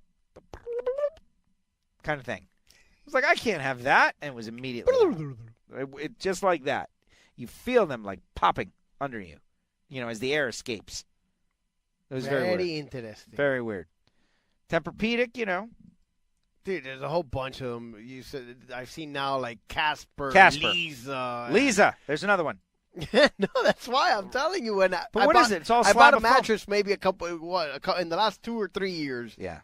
And I did a lot of research like that, and I ended up with just a king size of regular coils, no foam, no pillow top, none of that stuff. Because the previous one I had like one of those kind of foam pillow tops, and I found it to be hot. It was like it wasn't Tempur-Pedic, but it was like a wannabe Tempur-Pedic kind of sort of. Right, just on the top of it. Yeah. Yeah. And I didn't like that. I mean, it was great while it lasted, but I found it that I was running like a race car in the red. I was hot all the time. Makes perfect sense. Well, I don't know. This is at the top of my mind right now. This is like what I'm doing. If I'm mattress shopping. Well, I'm glad that you figured it out, but you definitely don't want to. Joe at WFORadio.com. What kind of mattress are you on? And how much did you pay? And in a couple of weeks from now, I don't want you saying, oh, man, I slipped. I cheaped out on the mattress, too. No. That's why everything happens for the reasons, man. The tire experience is going to be easy compared to this. I could always take them off. You know what I mean? Yeah. The tires, I could take them off. Yeah, keep it as a spare. There you go. I got a screaming deal on them, man. Well, because a buddy of mine is the tire guy. And really the ones I wanted, the whole thing was And they're not even available any longer? Or no, the problem with the tires is that his distributor does not carry the tires that I really wanted. His distributor, I was at the mercy of his distributor. I use a friend who is like, he's my guy, man. He's my tire guy for the last 100 years. My guy. His distributor stopped carrying the Goodyear tires that I wanted, which were made in Mexico. These tires are made in America. Goodyear were made in Mexico? Yes. Interesting. Yeah. That's a bummer. You know me, I'm all about made in USA. So, I don't know. It just feels like the sidewalls are a little too flexible. Maybe it's not. Maybe I just need to get used to driving it. But it feels very different. All right, and a couple other things I wanted to mention before we get on out of here. This has been really a show about nothing. And my experience is it's our best Seinfeld version. My experience is that the shows about nothing are the ones that people relate to the most. Tim Snively posting 774. Do you understand how sick that is? 774 in a factory stock showdown car? It's nuts, man. It's nuts. Don't forget, Todd Smith on WFO tomorrow. That's pretty quick, huh? It's impossible. I mean, obviously it's possible. It's a 9-inch wide tire, unmodified, like power windows, glass windshield, car. It's a real car. It's crazy. 774. My gosh. I might have to call Stanfield to get him on. Like, that's nuts. So, all right, let's. Is that the Phoenix testing or? No, that's going on out in Houston. Like private tests around the country. Oh, Houston. People are starting to get their factory stock showdown stuff. I want to talk some Super Bowl. One other thing, there's a big story about how International Speedway Corporation continues to reduce track seating, and Bob Pockris has done some digging in. International Speedway Corporation peak seating 2007, 1.1 million seats. Now 683,000. So shows how much they have shrunk these facilities. That having been said, though, and I got to give them credit for noticing that they have, put common areas in there, hangout areas, kind of like what you just sent me, the photograph of Marlins Park. Now that the statue's out of there. Oh, the standing room only. There's a hangout area, which. That's going to be the spot, man. That's where people go. That's where the girls are going to be. That's where everyone's going to be drinking beer. I got to tell you, this whole turnaround is going to be a tough thing for Jeet because on social media, the Marlins post that picture. Yeah. And obviously the slew of comments are standing room. Who's going to pay to stand when no one pays to sit there and so forth. And it was just like, the quick attack. Well, of course, some snarky guy saying it. Well, the wishful thinking standing room only. But that guy, like I don't know, maybe I it's me. get I it. believe I think in it's Jeter. easy to just poke fun at the Marlins now. It's a snark, but the thought process behind it is it's actually quite smart. That's what it's going to. You need to have in all these arenas and things. Areas like that for people to congregate and be able to use the Wi-Fi and have a beverage. I mean, even going to that park, one of the best places to hang out is over there in that outfield Budweiser bar. Well, that's exactly where you could just stand there and watch the whole field. I wish that the NHRA facilities would do more of that. Places to be hanging, consuming, while the event is going on, socializing, and watching. The idea of sitting in a seat and sitting there seated watching something is only fun for so long. Even at Yankee Stadium, the other of the great traditions that should have been broken. They should have domed it. Never thought, no, Yankee Stadium is a great open-air stadium. Yeah, you know what? That is wrong. In July, June, August, in New York City, I remember me and Paulie the White Guy in Yankee Stadium in the summertime. It was 100 for Billy's bachelor party. It was 116 degrees or something. It was a triage center out there in center field. People were dying. Okay, there was like 40 people with heat exhaustion. You go to the Marlins Park, it's air conditioned. Every game is perfect. You feel perfect for every game, all game long. There is no reason that people should have to feel uncomfortable. Sometimes tradition is just BS. Super Bowls on Sunday, open air stadiums. Close them all in, man. Close them all in. I'm telling you. Even if you're like the Miami Dolphins and you're trying to gain some sort of advantage on your opponents, yeah, they're going to get tired out there. No. Because they're getting tired. You know who else is getting tired? The fans are getting tired. And they're not having a great experience. They're sweating and they're stinking. And they're not having an extra beer because they're uncomfortable. And they're like, oh, my God, and they're all wasted and gross. Air conditioning, man. Air conditioning. You don't have to convince me. I know I'm all it. for the air conditioning. I know it. The more the better. In the stadiums, they made it smaller. All right, Super Bowl. Who's going to win? Go. SportsCollision. I'm not playing the sound effect the today. Patriots are going to win if I Right? have to. Right? Yes, like how can we go against them? Right. I mean, at this point, it's almost like, what is that called? Stockholm Syndrome? Like We're siding with them. We're practically Patriot fans. We have no choice but to become Patriot fans, really seeing what they have done to the league over the last 20 years. Like, this is impossible. In 18 years, they've been to 9 Super Bowls every other year. Is that what it is? Yes. Yeah. And one of those years, Tom Brady was out the whole year.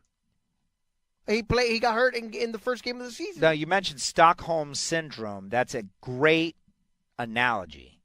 Because, right, like all of a sudden, like we hate them so much that we're like, oh, we found respect for the captains. Well, listen, you never hated Brady. No, I never have. Always loved Brady. Yeah, well, because I like greatness. Man, even before he had proven he was greatness, you still liked him, like a lot, like unnaturally. But I fought it for a long time.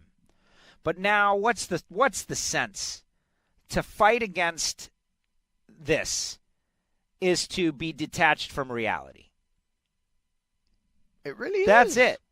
Acknowledge the greatness. Don't hate.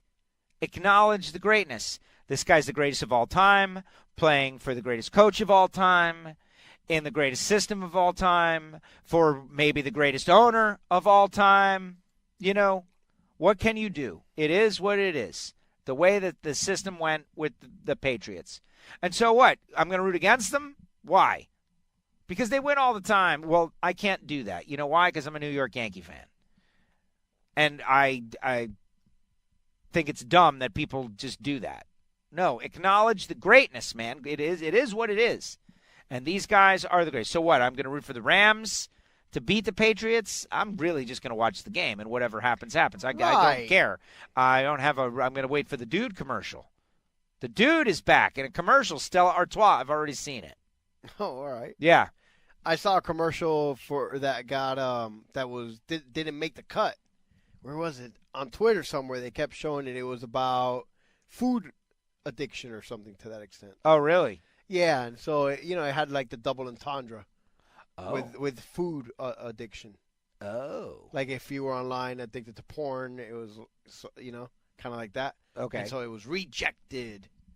Rejected? Yeah, so Twitter's showing you all the commercials that Who's the halftime show? The Weeknd. Maroon 5. No. Right? I don't know. Yeah, I know it is. It's not Maroon 5. They haven't had a hit for 20 years. It's somebody else. Okay. Who is it? I'll play the Dude commercial.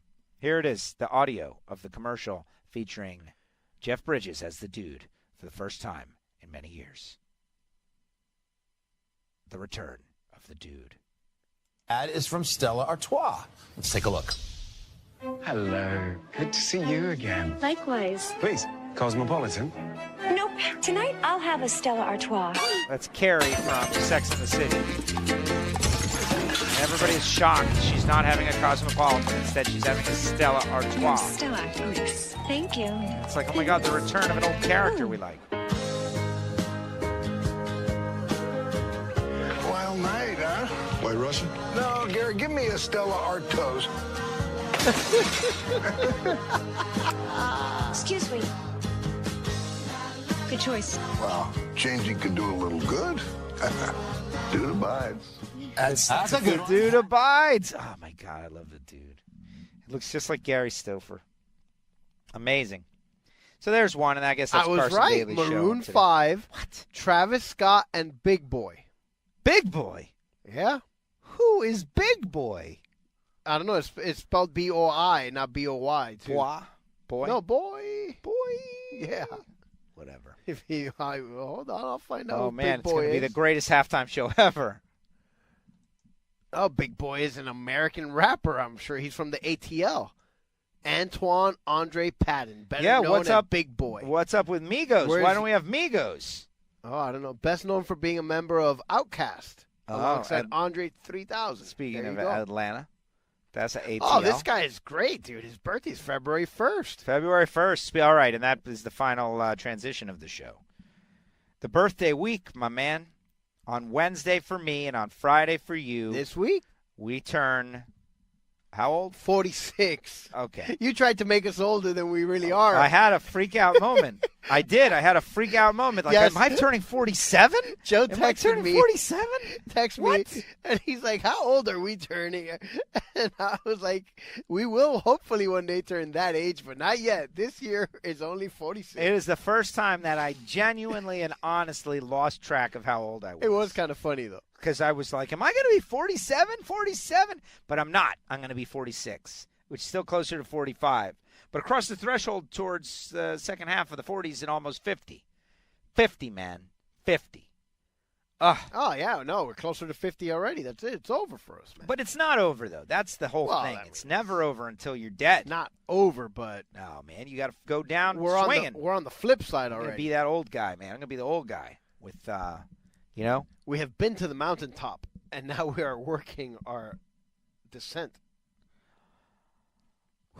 If we are not on the descent yet, we're definitely still like At best, we're halfway there. we're right. Like I would like to consider this the plateau. We're on the plateau, Yeah, there you go. right? But we're exercising. Whatever We're- you want to call it. right? man. We played basketball the other day. That's a new thing. Shooting some hoop at the Giovanni house. Yeah. Now, did you see that I raised the hoop? I saw. Oh, okay. Yeah. Well, now it's so much better because, it was a little too low before. I mean, it was fun because Speak for yourself, regular man. guys like us could dunk. I on was it. dunking. Yeah, me too. The best thing. Here's a funny Gio's son, the Gray, is 8. Yes. And he's like my little best friend. I love the kid, totally. And he's, I don't know, 4'4", 4'5", he's 8 years old. I am not a tall person. I'm 5'7". And I always loved basketball, but there were many reasons that I couldn't play on a regular basis. And I wore glasses, and they would get broken, man. And vicious games of basketball, they would always get broken, and so I would stop playing. Get hacked in the face, broken glasses, $300. That happened to me 3 or 4 times. I was like, I'm just going to stop playing this game because I'm going to catch you're going to catch an elbow in the face every once in a while. So I stopped playing the game, got in the cars, whatever. But then now the kid plays basketball, just shooting hoop, and I am a very tall person compared to him. And so it's great because I can dunk on the 7-foot basket. I feel like I'm Shaq. It's like this is what it feels like when you're playing against a guy like me. To be fair, we had a little bit higher than 7 feet, but So for a little while, I got to experience being able to just dunk. yeah, because we actually had to jump a little bit to dunk. It wasn't like we could dunk standing up, so it wasn't. So it was higher than 7 feet. Because I'm sure if you measure from, It was exactly at the height of the max of my abilities. If it was 4 inches higher, I wouldn't have been able to dunk. Right. Oh, absolutely. So that's why it was I would put everything I had into it, and I would fly as high as I could, which is probably 6 inches above the ground. Whoa, I think you're giving yourself way too much credit. You were not 6 inches above the ground, And for the record. throwing it down. Yeah. It was great. I was like, yeah. And he's, Uncle Joe, you're too tall. And I was like, right now you say that. But wait. Well, by the time he's 13, he'll be He's gonna looking be- at you eye to eye, probably. Probably. Maybe a little bit more than that. Hopefully. But then again, there's too tall, too. No, 16 probably. He should be tall, just as tall or taller than you by then. But Whatever. Some kids grow big when they're 20. Whenever it happens, I would want to be taller than I am. But I wouldn't want to be, like, taller than 6'2". You know, I think that's the sweet spot. Like 5'10" to 6'2". Sweet spot. These 6'3", 6'4" folks, they've got their own problems. They got their own different problems. They're all disconnected from the world way up there. Like way up there. People are always asking him about the weather. Exactly. Get on a plane. You got to be in coach with those big legs. I'm uncomfortable in coach already. What happens when you're 6'4"? You know, Alan Reinhart, 6'4", 6'5". He's over there. You're just crammed up and uncomfortable. Horrible. You better hope you get upgraded to business class. Even then. Even getting in a car, getting this list, there's advantages and disadvantages. No, I would imagine it having to bend at the doorway in certain places, and like the basketball players, you know, beds aren't necessarily made for 6.5. You gotta get California footers. King. That's what that's for. The tall people, California What King. about the shower head? It's no longer on top of you and water coming down. It's probably just splashing right on your chest. It's hitting your chest. Right. Exactly. Poor tall people. They got their own problems.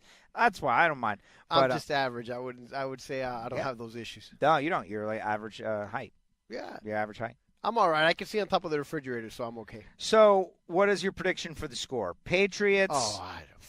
Not making a prediction. 35. I haven't run my analytical models unprepared. Just yet. It's still Rams, early in the week. 17.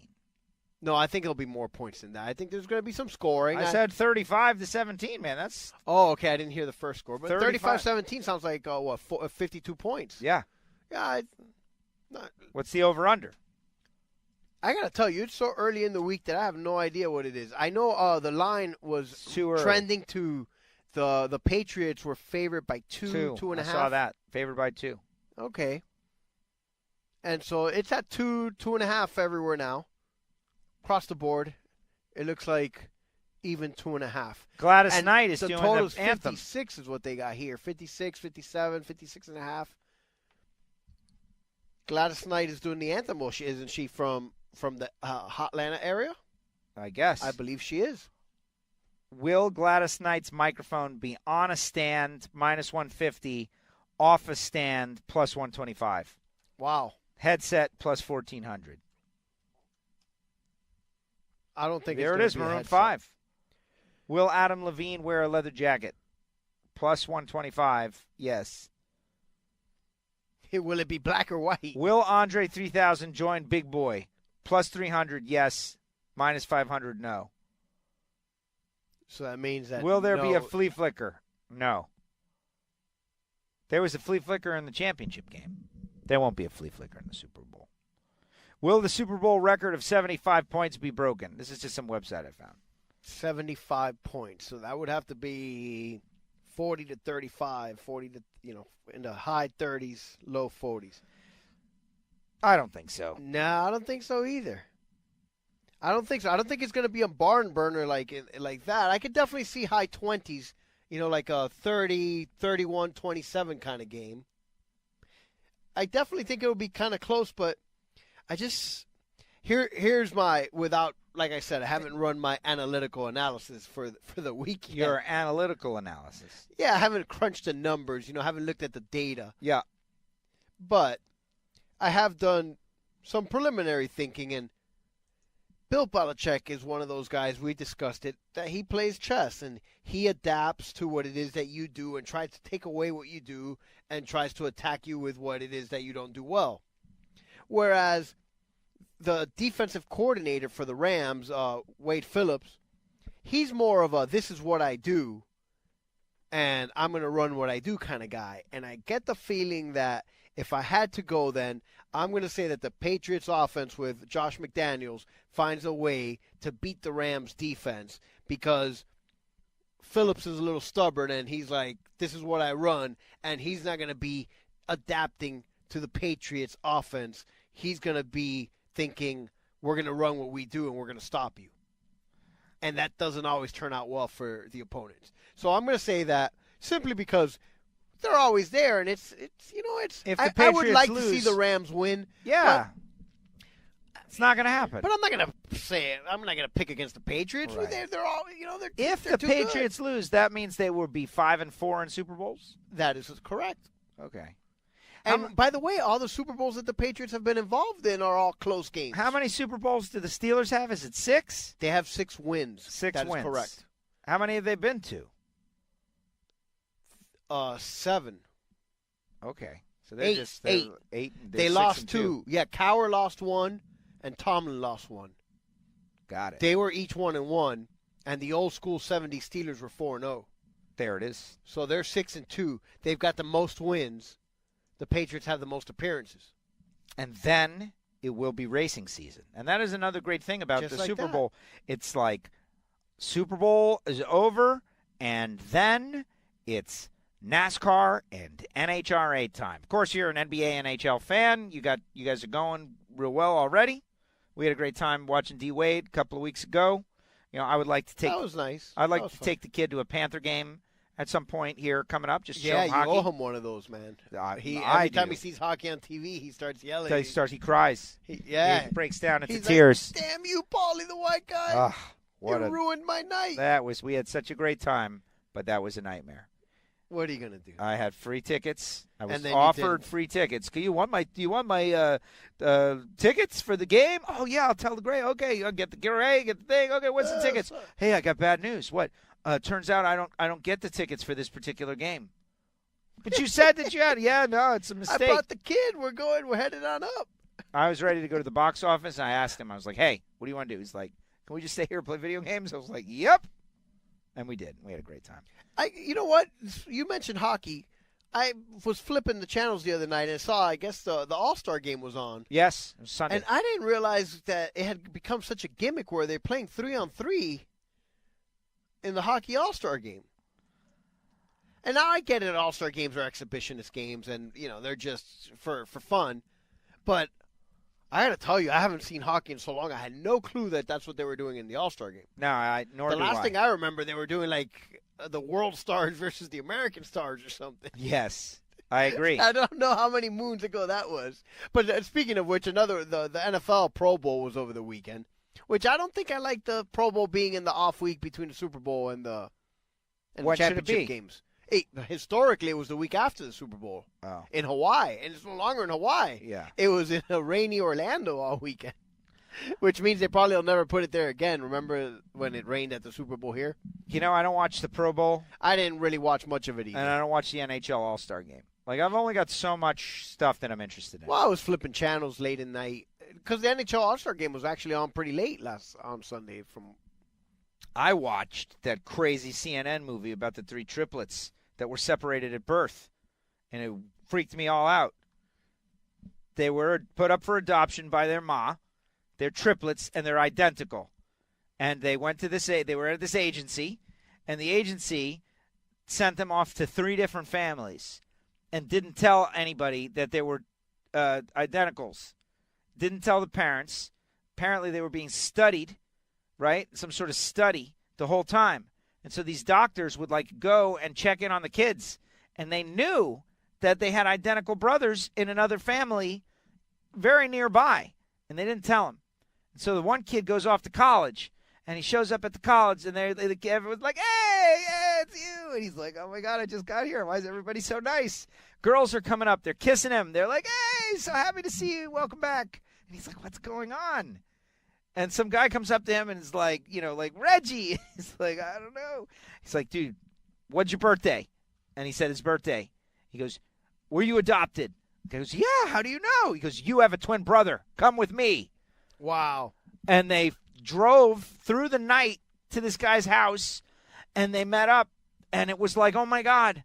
And so this is in 1980. And so it comes out in the paper and whatever, and this other dude is reading the paper, and he sees himself, 2 of him. And he's like, it's me. And so they contact these 3 guys. They all meet up. They're triplets, identical.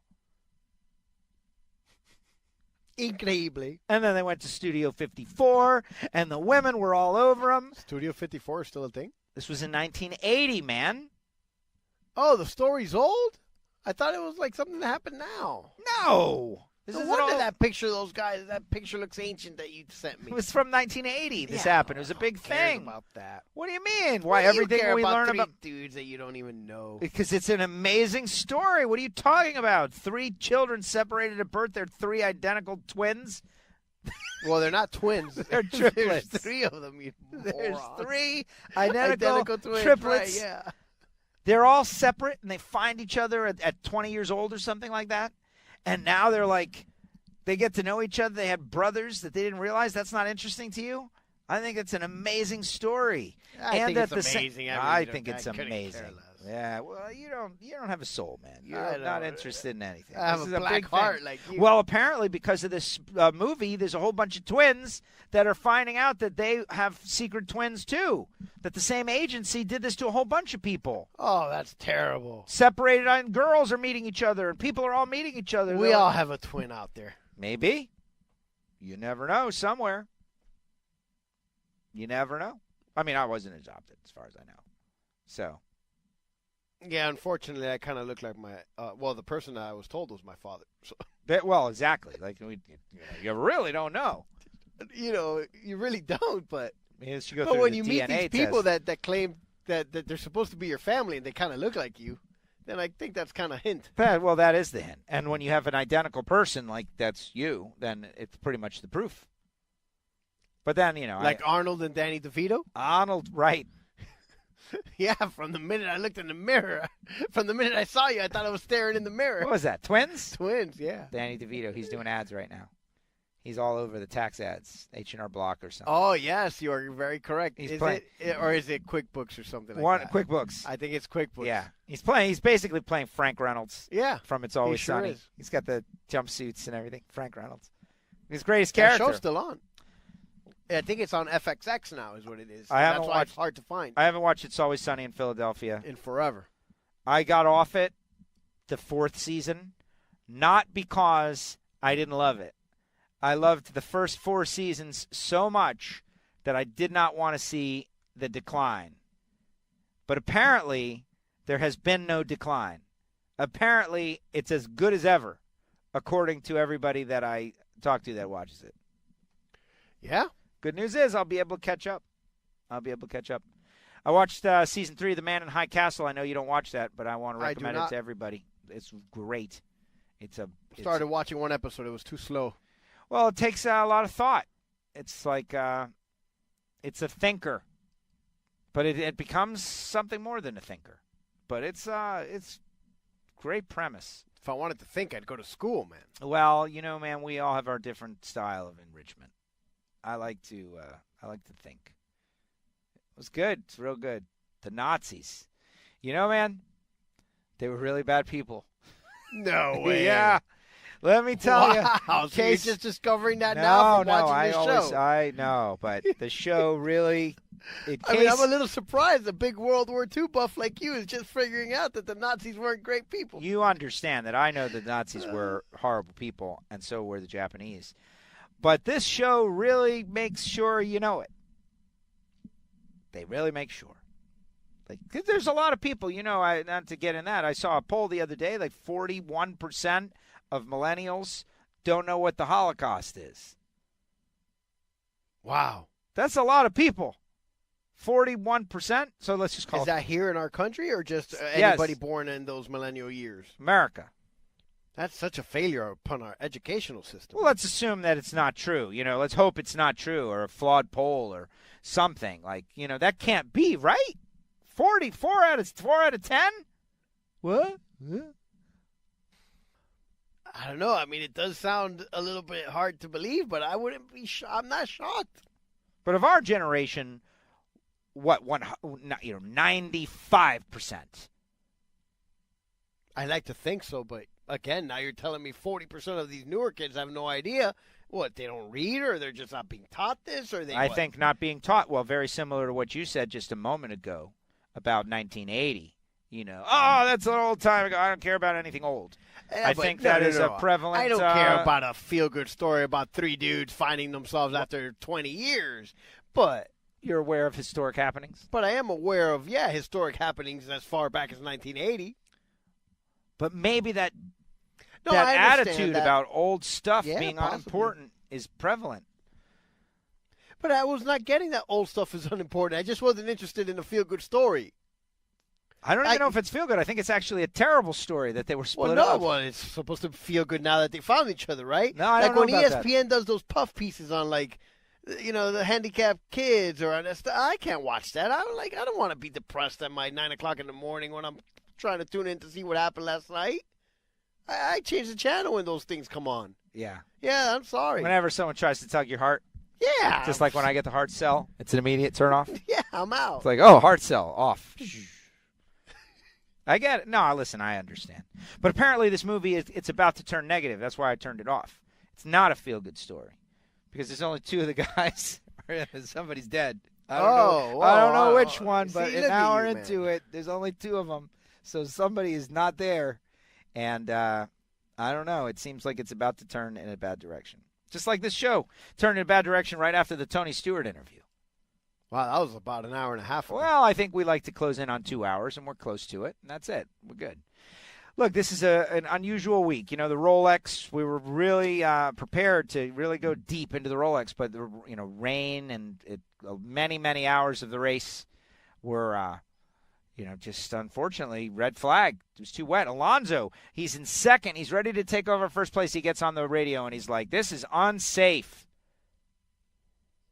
And he's, driving the wheels off the car, and he's like, it's too wet out here, and they had to pull the red flag.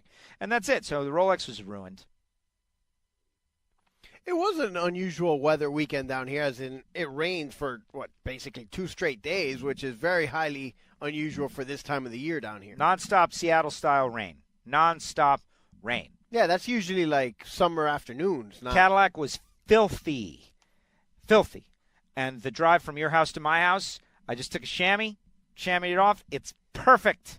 It was water blasted. I was going to say, at 65 miles an hour with the rain pouring on it. Water blasted. Intense. You might as well have pressure cleaned it. Extremely intense rain on the way back, by the way. It was a very challenging drive. It was. I would imagine so. It was. It was, which is fun. It's like, but imagine trying to race a, quarter or $300,000 or $1 million race car through that as fast as you can in anger. Standing water and such. So they, about anger. Why would they be angry? Well, I know what you mean. That's intensity, but that's the way you describe driving competition in anger, is what they say. Really? Yeah. Like when you I would think that they'd have to be cool as the other side of the pillow. Being angry seems to me like negative. Well, but you're not really angry. It's just a figure of speech. All right. It's just a figure of speech. Like really intense driving, competitive race driving in anger. In anger is the thing.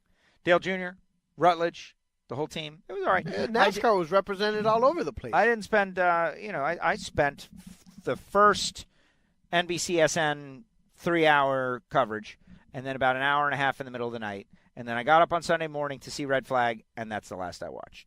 It's like, NBCSN didn't have as much coverage as the other network that had it on all night on their second sports channel. Right. Maybe since they don't have 2 sports channels, that was part of it. Well, let's just hope it doesn't happen too much more. But it did lead into the motocross, which I watched some of that. Bunch of the guys we met back in those PRI days are now like really big in the sport. Yeah, huge. Barsha, Eli Tomac. Remember those guys? Yeah, I sure do. It's good to see that. Been around a long time, man. We're about to find that out this week as we go over the edge into 47th year. On the planet 10th anniversary. Yeah, exactly. Well, all right, let's wrap it up. We had all kinds of stuff. We had a technical difficulty, so I don't even try to fix that. Yeah, no, we had all kinds of stuff. We had all kinds of stuff on this show to us. So remember, email me your mattress, the firmness level, how much you paid, where you bought it, and any other information that I can apply to my mattress search, the once every 15-year search. The last mattress. Well, you need to make it less than 15 years. That's part of your problem right there. Yeah. The last mattress I bought was in Washington, D.C. That was definitely more than 10 years ago. Yeah. You are probably pushing close to 15 years. No, I know exactly how long. It was 2004. It's not 2019. And it's the same mattress that came down from DC? Yeah. Oh, dude, you should have thrown that thing out 5 years ago. Yeah, well, I'm not around all the time. I travel. I'm in these hotels. It's not my priority. But you would think that the difference was more pronounced when you're sleeping on a good mattress in a hotel. Apparently, the hotel mattresses aren't that good, though. Yeah, most hotel mattresses kind of suck, too. Hilton has good ones. So does the Westin. Well, I thought about getting the Heavenly bed. That's the whole reason I brought it up. But maybe that's just a marketing exercise, like you said. That's why the audience. I think the name is marketing, but those beds at the Westin hotels are pretty awesome. Maybe I should go stay at a Westin and test the bed. I would do it. Do it and tell them that you want that exact mattress. I want that one that I just had. No, because somebody else was on. All right, everybody, thank you very much for listening. I don't know why you would have, but we touched so many subjects this week.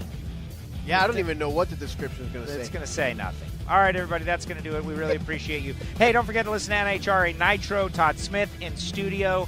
I feel like it's a very positive conversation, plus Bobby Bennett, Alan Reinhart. We're going to talk about that amazing 774. That's just insane. I don't even know what to say about it. That's it. WFO. WFO! The views and opinions of the hosts, guests, or callers do not necessarily reflect that of the station ownership, advertisers, or agencies.